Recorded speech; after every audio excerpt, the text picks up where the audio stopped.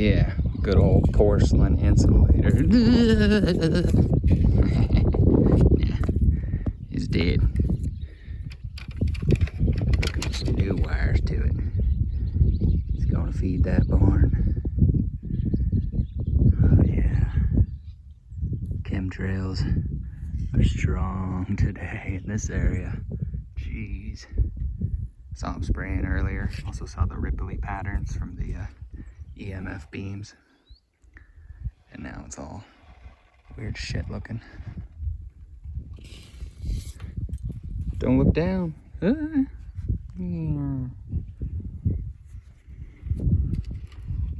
Sure do enjoy this gig, I gotta say. It's not too backbreaking.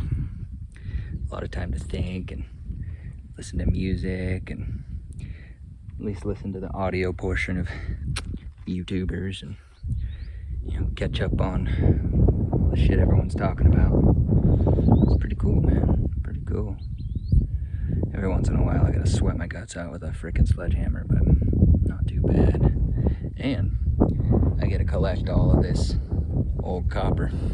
Yeah, use it for stuff. I don't really recycle it for money because they don't pay enough. Saving it up for, you know, making stuff. Bronze swords, bells, bracelets, adornments. Yeah, singing bowls, maybe. We'll see. Well, I probably should show you all around my office. When I'm at work, that is. Check it out. Yeah. A little bit of copper. Working on a winding. I need a square. Oh, not a square. I need... There's a square. I need...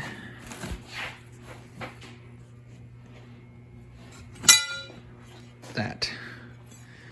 Because I need to try to draw a proper Pythagorean triangle for this video. Oh yeah, check that bad boy out. 1985 Power Ram, the Prospector. Gotta go get some dirt from my sister's garden. Finally, another episode where we're actually doing some gardening. Thing is, I don't really film too much of that shit, like sweating my guts out. I'm trying to freaking make a video about it, but you know, try to grab little snippets here and there, and you know, explain the process. It's all about the process. You do your own gardening. Don't watch videos of me freaking sweating my guts out. It's all about the concepts. Yeah, time to get going. Yeah, before I go and do that, I need to make sure to sweep out all these bits of metal, a lot of aluminum and copper dust in there, because I spend a lot of time forging and I keep all my forging junk in the back. Alright, here we go. No more little metal dust. Knowing what I know, I probably wouldn't worry too much about the beads of copper that were in there, but there's also a lot of aluminum flakes, and there's no way I'm dumping that in any garden, but definitely not my sister's garden. Jeez, that would be completely antithetical to my entire frame of mind here. So it's all about those little details, you know. They'll say time is money. Well, yeah, and time well spent is even more money. So every little thing you can do helps. That's a fact. Oh yeah, look at that. That right there is going to be a real nice battery pack.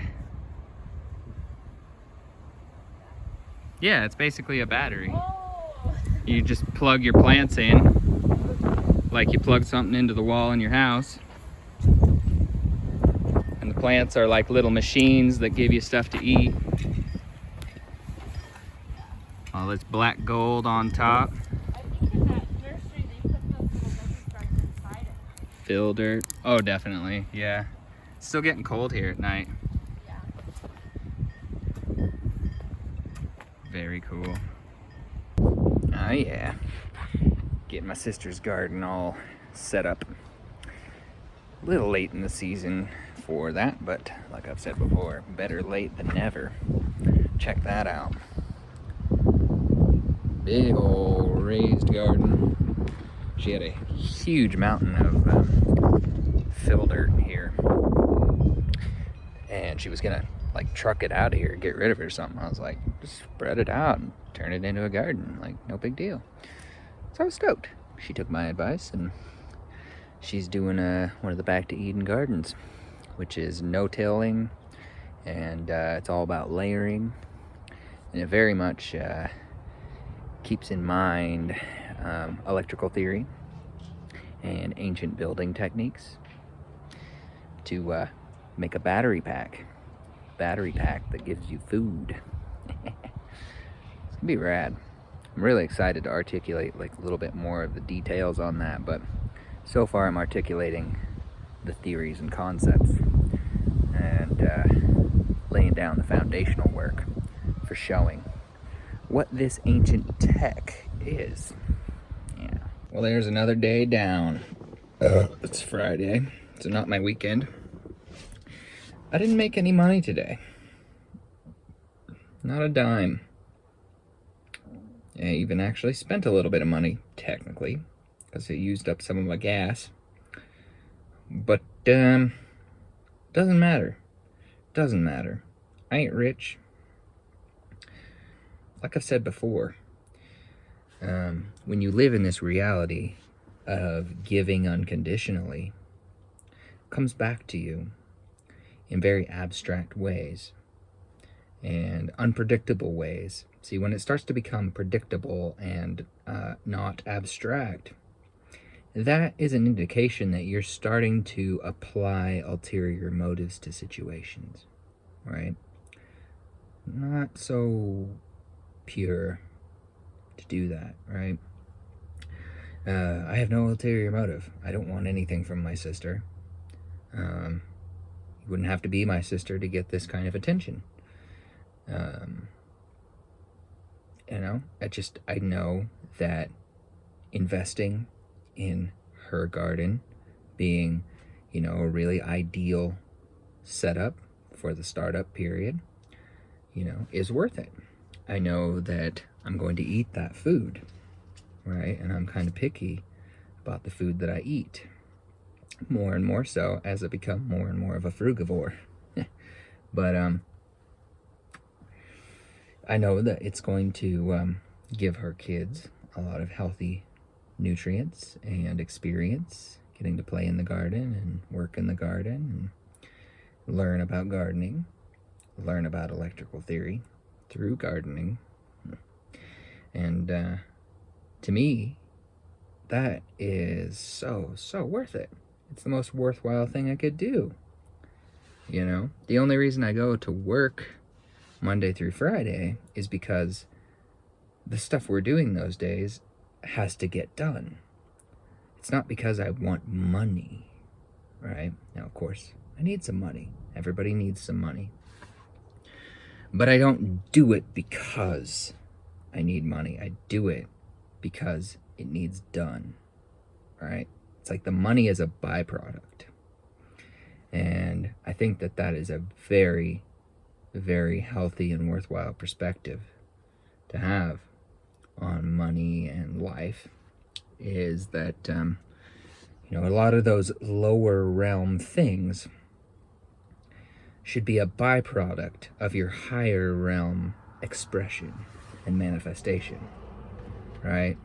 Rather than the other way around. There's these stories about money changers in the temple, right? Overturning the tables, kicking out the money changers, the bankers, out of the temple. What temple are we talking about where there should be no money changers? Okay?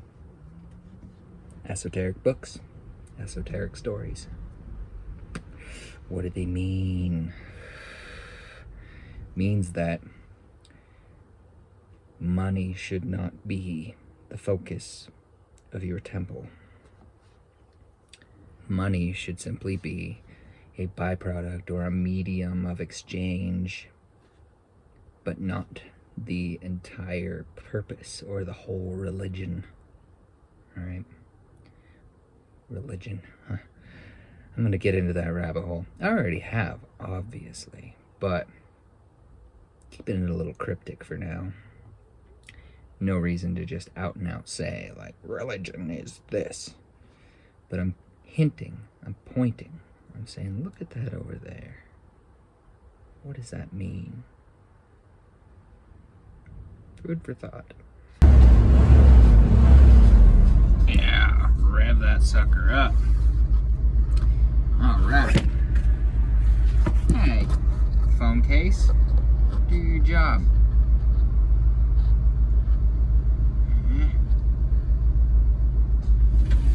All right. It's the end of the work day. Done sweating it out. I think it's time to go get some beer. So much for being done sweating my guts out. I have this whole pile of shit that I keep in the back of this truck. So I guess I gotta do some more work before I can hang out and drink. Oh, this poor kid. Showed up to get some takeout that I ordered up. And I walk in there and he goes, "How's it going?" I said, "I'm good." He says, "Do you happen to have a mask?" I said, "Nope." And he said, "Well, do you mind just putting your shirt up and cover your face?" I said, "No." And I can tell that you don't have the money or the know-how to deal with my lawyers. So you better quit while you're ahead. Kid just puckered right the fuck up. Shut the fuck up. Left me alone. I didn't even have to go down any further. And I could have, oh boy, I could have just gone and gone and gone. He could have called the cops and I still would have won. Y'all, this shit ain't ending till you end it. Okay? This is a controlled demolition of the old normal. And we ain't getting a new normal unless we fight for it. And the best thing you can do is go read the statutes. Go read the laws. Go figure out what the difference between a law and a mandate is. Okay? Change the world. Right fucking now. It's time. And you don't gotta be mean. I wasn't mean to the kid. Just told him right the fuck up. You best quit while you are ahead, boy. Because you don't know what you're doing.